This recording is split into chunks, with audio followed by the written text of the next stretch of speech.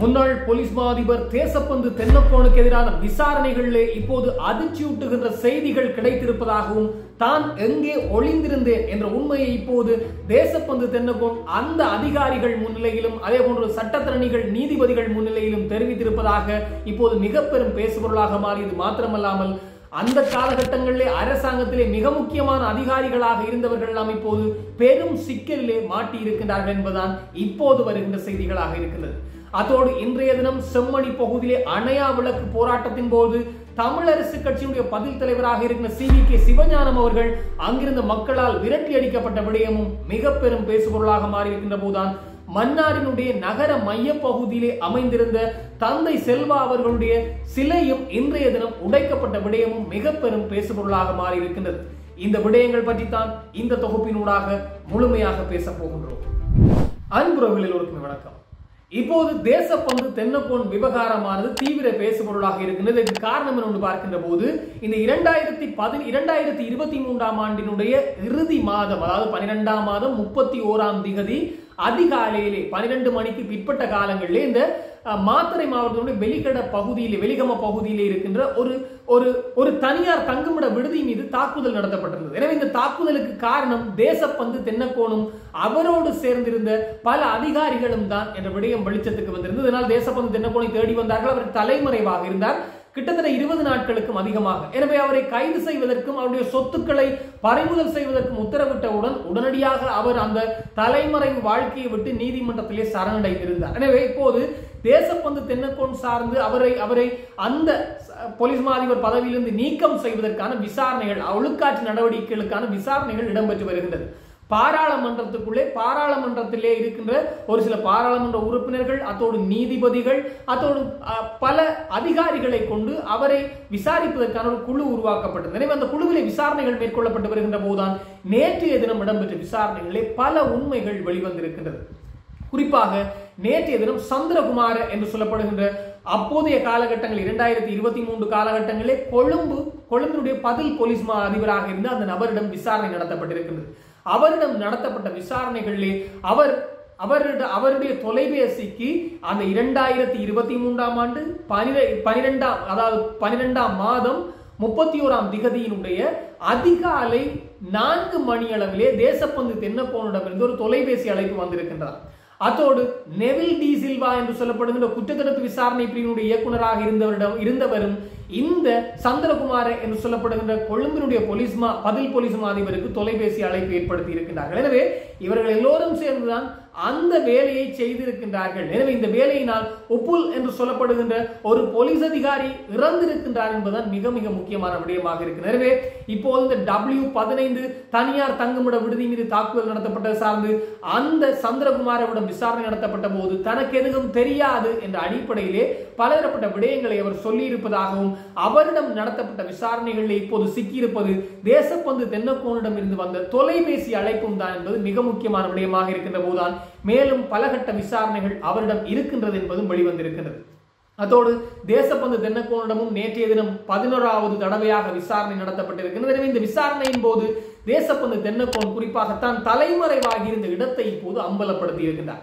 அதாவது எல்லோருமே தேசப்பந்து தென்னக்கோன் நாட்டை விட்டு தப்பியோடி விட்டார் என்றெல்லாம் அந்த காலத்தில் நினைத்துக் கொண்டிருந்த போது திடீரென அதுவும் சொத்தை பறிமுதல் செய்யலாம், அரசுடைமையாக்கலாம் என்று சொன்னவுடன் வெளியே வந்து விட்டார். அப்படி வந்தவர் நேரடியாக நீதிமன்றத்திலே சரணடைந்திருந்தார். அப்படி இருக்கின்ற போதுதான் இப்போது தான் எங்கே இருந்தீர்கள் என்ற ஒரு கேள்விக்கு இப்போது அவர் பதிலளித்திருக்கின்றாராம். நான் என்னுடைய வீட்டிலே தான் இருந்தேன் என்ற அடிப்படையிலே பதிலளித்திருக்கின்றாராம். குறிப்பாக குருநாகல் பகுதியிலே இருந்த தனக்கு சொந்தமான வீட்டிலே தான் இருந்ததாகவும், எனவே இந்த வீட்டிலே மின்சார வசதிகள் இல்லை, இதன் காரணமாக மெழுகுவர்த்திகளை ஏற்றி கொண்டு நான் அந்த வீட்டிற்குள்ளே தனிமையிலே வாழ்ந்து வந்தேன் என்பதையும் சுட்டிக்காட்டியிருக்கின்றார். இது ஒரு மிகப்பெரிய பொய் என்பது அந்த விசாரணை செய்த அதிகாரிகளுக்கு தெரியும். காரணம், இந்த தேசப்பந்து தென்னக்கோனுக்கு சொந்தமாக இருந்த 5 வீடுகளிலே அவர்கள் தேடுதல் நடத்தியிருந்தார்கள். இதே குருநாகல் பகுதியிலும் அவர்கள் தேடுதல் நடத்தியிருந்தார்கள். எனவே இப்போது தேசப்பந்து தென்னக்கோன் குறிப்பிடுகின்றார், தான் குருநாகல் பகுதியிலே தனக்கு சொந்தமான வீட்டிலே தான் மறைந்து வாழ்ந்ததாக. அதாவது தான் மறைந்தும் வாழவில்லையா, மாறாக அங்கே மின்சார வசதிகள் இல்லாததனால் மெழுகுபக்திகளை ஏற்றி அங்கே நான் வாழ்ந்து வந்தேன் என்று சொல்லி இருக்கின்றார். எனவே இது ஒரு மிகப்பெரிய பொய் என்பது அங்கே இருக்கின்ற உண்மையாக இருக்கின்றது. அதோடு தேசப்பந்து தென்னக்கோன் இன்னும் பல விடயங்களை சொல்லி இருக்கின்றார். இந்த தேடுதல் நடத்தியவர்கள் தன் பிள்ளையான இடத்திலே தன்னை தேடிவிட்டார்களே ஒழிய நான் மறைந்து வாழவில்லை என்பதை சுட்டிக்காட்டி இருக்கின்றார். இது மிக முக்கியமான விடயம். தேசப்பந்து தென்னக்கோனுக்கும் ஹரக்கட்டாவுக்கும் இடையிலே ஏதோ தொடர்பு இருக்கின்றது என்றெல்லாம் பேச்சுக்கள் நடந்து வந்தது. காரணம், ஹரக்கட்டா சிறிது காலங்களுக்கு முன்னர் அவரை நீதிமன்றத்திலே முற்படுத்தி விட்டு வெளியே கொண்டு செல்கின்ற போது தேசப்பந்து தென்னக்கோன் மற்றும் டிரான் அலஸ் இவர்கள் யார் என்று பார்க்கின்ற போது ரணில் விக்ரமசிங்கே ஜனாதிபதியாக இருந்த காலத்திற்கு செல்ல வேண்டும். அதாவது இந்த 2023 கால பகுதியிலே 2022 தொடக்கம் 2024 இடைப்பட்ட காலப்பகுதியில் அவர் ஜனாதிபதியாக இருந்தார். இந்த காலகட்டங்களிலே போலீஸ் அதிபராக இருந்தவர் தான் தேசப்பந்து தென்னக்கோன். அதோடு பொதுமக்கள் பாதுகாப்பு அமைச்சர், பொது பாதுகாப்பு அமைச்சராக இருந்தவர் தான் டிரான் அலஸ். எனவே இவர்கள் இணைந்து இந்த ஜுத்திக என்று சொல்லப்படுகின்ற பல நடவடிக்கைகள், பலதரப்பட்ட நடவடிக்கைகளை மேற்கொண்டு வந்தார்கள். எனவே இந்த நடவடிக்கைகளிலே பல பாதாள உலக குழு உறுப்பினர்கள் கைது செய்யப்பட்டிருந்தார்கள். அதோடு பல இந்த போதைப் பொருள் நடவடிக்கைகளிலே, போதைப் பொருள் கடத்தலில் ஈடுபட்டவர்கள் எல்லாம் கைது செய்யப்பட்டிருந்தார்கள். அப்படி இருக்கின்ற போதுதான் ஹரக்கட்டாவுக்கும் இவர்களுக்கும் இடையிலே ஏதோ தொடர்பு இருக்கின்றது. காரணம், ஹரக்கட்டா குறிப்பிட்டிருந்தால் தன்னிடம் தேசப்பந்து தென்னக்கோன், டிரான் அலஸ் ஆகியோர் பணம் கேட்டார்களாம். கோடிக்கணக்கான பணத்தை கேட்டிருக்கின்றார்கள். தான் அதனை கொடுக்கவில்லை என்பதற்காகத்தான் தன்னை சிறையிலே போட்டிருக்கின்றார்கள் என்ற அடிப்படையில் அந்த கருத்து பரவி வந்தது. அதோடு அந்த பணத்தை கொடுத்திருந்தார், தான் சிறையிலே இருந்திருக்க மாட்டேன் என்பதையும் அவர் சுட்டிக்காட்டியதாக தென்னிலங்கை ஊடகங்கள் செய்தி வெளிப்படுத்தியிருந்தன. எனவே இப்போது தேசப்பந்து தென்னக்கோனுடைய நடவடிக்கைகள் தொடர்பாக மேற்கொள்ளப்பட்ட விசாரணைகளிலே கிட்டத்தட்ட 11 பேரிடம் நடத்தப்பட்டிருக்கிறது. 11 அதிகாரிகள், அதுவும் மிக மிக முக்கியமான அதிகாரிகளிடம் விசாரணை நடத்தப்பட்டதிலே தேசப்பந்து தென்னக்கோன் தொடர்பாக பல ஆதாரங்கள் கிடைத்திருக்கின்றது என்பதுதான் மிக மிக முக்கியமான விடயம். அதோடு இன்றைய தினம் மிக முக்கியமான விடயம் என்று பார்க்கின்ற போது இந்த செம்மணி பகுதியிலே அணையா விளக்கு போராட்டம், குறிப்பாக செம்மணி பகுதியிலே இந்த சித்துப்பாத்தி மயானத்திலே பல உடல்கள், கிட்டத்தட்ட 19 வரையிலான மனித உடல்கள் மீட்கப்பட்டிருந்தது. எனவே இவை அத்தனையுமே இந்த 90 தொடக்கம் 2000 இடைப்பட்ட காலப்பகுதி, அதாவது யாழ்ப்பாணத்திலிருந்து இடம்பெயர்வு 95. எனவே இந்த காலகட்டங்களில் இடம்பெயர்ந்து சென்ற பின்னரோ அல்லது இடம்பெயர்ந்து சென்ற மக்கள் மீள் குடியேறுகின்ற போதோ அந்த பகுதியிலே இருந்த இராணுவ முகாமுக்குள்ளே மக்கள் தடுத்து வைக்கப்பட்டிருந்தார்கள். அல்லது அங்கே தடுத்து வைக்கப்பட்டிருந்த மக்கள் அங்கே வதைக்கப்பட்டு கொலை செய்யப்பட்ட இடமாக இருக்கலாம், அவர்கள் புதைக்கப்பட்ட இடமாக இருக்கலாம் என்ற ஒரு விடயமும் சொல்லப்பட்டு வருகிறது. இதிலே சில ஊர் மக்களை விசாரிக்கின்ற போதும் ஒரு ஊடகம் ஒன்றிலே பார்த்திருந்த விடயம்தான், அதுவும் இணையவழி ஊடகத்திலே பார்த்திருந்த விடயம். எனவே இந்த மனித புதைகுழி என்ற விடயமானது, அதாவது செம்மணி பகுதியிலே இருக்கின்ற இந்த மனித புதைகுழி விடயமானது 96ஆம் ஆண்டு காலப்பகுதியில் 98ஆம் ஆண்டு காலப்பகுதிக்கு இடைப்பட்டதாக இருக்கலாம். காரணம், அப்போதுதான் மக்கள் இடம்பெயர்ந்து சென்று விட்டு 95 இடம்பெயர்ந்து சென்ற பின்னர் மீண்டும் மீள்குடியேறி கொண்டிருந்தார்கள். அப்போது யாழ்ப்பாணத்திற்குள்ளே வருவதற்கான பாதைகள் மிக மிக இறுக்கமாக இருந்தது. அதோடு பொருட்களுக்கான தட்டுப்பாடு இருக்கின்ற போது இந்த குறிப்பாக அரியாலை பகுதி, இந்த பூம்புகார் பகுதிகளின் ஊடாகத்தான் பூநகரியோடு தொடர்பினை ஏற்படுத்தியிருந்தார்கள். பூநகரி வழியாகத்தான் குறிப்பாக அப்போது விடுதலை புலிகளுடைய கட்டுப்பாட்டிற்கும் இங்கே இராணுவத்தினுடைய கட்டுப்பாட்டிற்கும் மக்கள் சென்று வந்தார்கள். எனவே ஒருவேளை விடுதலை புலிகளுடைய கட்டுப்பாட்டிற்கிருந்து இராணுவத்தினுடைய கட்டுப்பாட்டிற்குள் இந்த பூம்புகாரின் ஊடாக மக்கள் வருகின்ற போது அங்கிருந்து அந்த இடம் உயர் பாதுகாப்பு வலயமாக இருந்தது.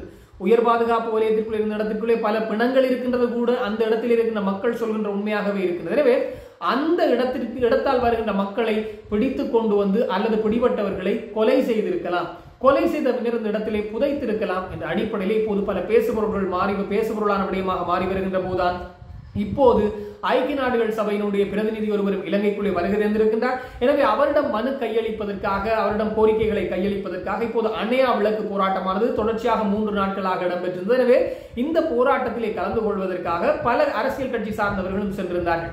இதிலே மிக முக்கியமான விடயம், தமிழரசு கட்சியினுடைய பதில் தலைவராக இருக்கின்ற CVK சிவஞானம் அவர்கள் மற்றும் நாடாளுமன்ற உறுப்பினர், தமிழரசு கட்சி நாடாளுமன்ற உறுப்பினராக இருக்கின்ற சாணக்கியன் ஆகியோர் அங்கே அந்த இடத்துக்கு செல்கின்ற போது அங்கிருந்த மக்கள் கொதிப்படைந்திருந்த நிலை காணப்பட்டது. பல ஊடகங்களில் பார்க்க கிடைத்த விடயமாக இருந்தது. குறிப்பாக அந்த இடத்துக்கு சென்றவர்களை துரோகி என்று மக்கள், அங்கிருந்த போராட்டத்தில் ஈடுபட்ட மக்கள் CVK சிவஞானம் அவர்களை விரட்டி அடித்த சம்பவம், கொஞ்சம் கடுமையான கோபத்தை மக்கள் வெளிப்படுத்திய சம்பவம் இடம்பெற்றிருந்தது. ஏன், எதற்காக என்று பார்க்கின்ற போது இந்த செம்மணி புதைகுழிக்கும் சில ஒட்டுக்குழுக்களுக்கும் தொடர்பு இருக்கின்றது.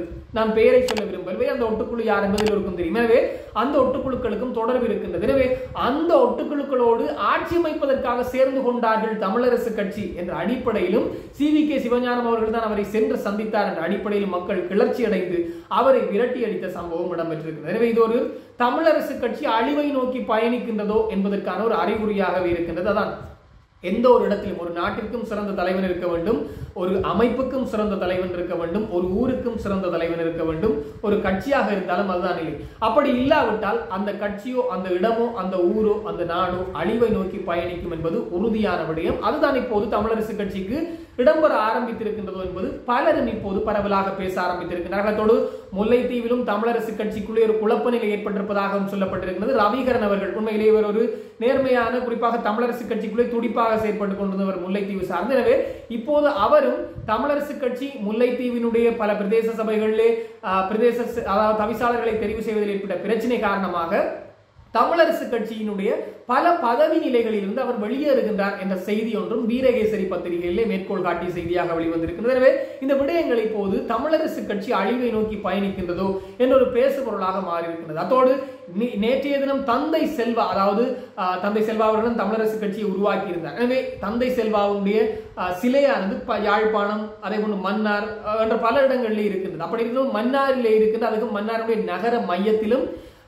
பேருந்து தரிப்பிடத்திற்கு முன்பாகவும் அமைந்திருந்த அந்த சிலையானது இப்போது விசமிகளால் அல்லது யாரோ ஒருவரால் அல்லது யாரோ ஒரு குழுவினால் இப்போது இடிக்கப்பட்டிருக்கின்றது, அதனுடைய தலை உடைக்கப்பட்டிருக்கின்றது என்பது மிக முக்கியமான விடயம். எனவே இப்போது மன்னார் இந்த தமிழரசு கட்சி சார்ந்தவர்கள், குறிப்பாக சார்ல்ஸ் நிர்மலநாதன் உட்பட பலரும் அந்த இடத்துக்கு சென்று அங்கே போலீஸ் நிலையத்திலே முறைப்பாடு செய்திருக்கின்றார்கள். எனவே இது ஒரு ஏற்றுக்கொள்ள முடியாத ஒரு செயற்பாடு. காரணம், தமிழரசு கட்சி மாத்திரமல்ல, அவர் தமிழர்களுக்காக குரல் கொடுத்தவர், தமிழ் பேசுகின்ற மக்களுக்காக குரல் கொடுத்தவர், மலேக தமிழர்களுக்காக அதிகமாக பேசிய ஒரு நபர். எனவே அவருடைய சிலை உடைக்கப்படுகின்றது என்றால் இது ஒருவேளை தமிழரசு கட்சி மீது இருந்த கோபமாகவும் இருக்கலாம் என்பதுதான் மிக மிக முக்கிய பேசுபொருளாக மாறி வருகின்றது. இது தொடர்பாக இன்னும் பல தகவல்கள் வருகின்ற போது உடனுக்குடன் தெரியப்படுத்த நானும் தயாராக இருக்கிறேன். அதுக்கு முதல் மிஸ்டர் ஈழத்தமிழன் எனது யூடியூப் சேனலுக்கு நிறைய பேர் உங்களுடைய ஆதரவுகளை தந்து கொண்டிருக்கிறீர்கள். எல்லோருக்குமே என்னுடைய மனமார்ந்த நன்றிகள். இந்த காணொலிக்கு நீங்களும் புதுசாக வந்திருந்தால் நீங்களும் இந்த சேனலை சப்ஸ்கிரைப் பண்ணுங்க, லைக் பண்ணுங்க, கமெண்ட்ஸ் பண்ணுங்க. இந்த காணொலி பிடிச்சிருந்தால் உறவினர்கள் நண்பர்களுடன் பகிர்ந்து கொண்டீங்கன்றால் எனக்கும் ஒரு ஆதரவாக இருக்கும் தொடர்ச்சியாக காணொலிகளை செய்வதற்கு. இன்னும் ஒரு தொகுப்போடு சந்திக்கலாம். உங்களிடம் விடைபெறும் நான் என்றும் உங்கள் அன்பின் ஈழன். வணக்கம்.